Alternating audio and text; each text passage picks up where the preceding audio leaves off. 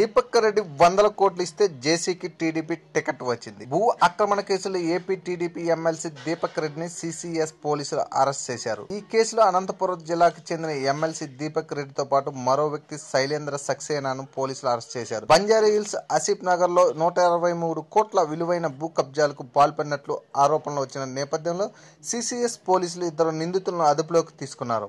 అనంతపురం జిల్లా స్థానిక సంస్థల ఎమ్మెల్సీ అయిన దిలీప్ రెడ్డి ఆ జిల్లా టీడీపీ కీలక నేత ఎంపీ జేసీ దివాకర్ రెడ్డికి అల్లుడవుతారు. ఒక రాష్ట్రానికి చెందిన ప్రజాప్రతినిధి మరో రాష్ట్ర పోలీసులు అరెస్ట్ చేయడంపై రాజకీయ వర్గాల్లో చర్చ మొదలైంది. అంతేగాక తన మామకు టీడీపీ టికెట్ కోసం ఎంత ఖర్చు చేశాడు, అధికార పార్టీకి ఎన్ని 100 కోట్లు ఇచ్చాడు అనే కోణంలో చర్చిస్తున్నారు. దాదాపు 200 కోట్ల టీడీపీకి ఇచ్చి అనంతలో జేసీకి టికెట్ ఇప్పించాడని సమాచారం. For more videos, please subscribe our channel.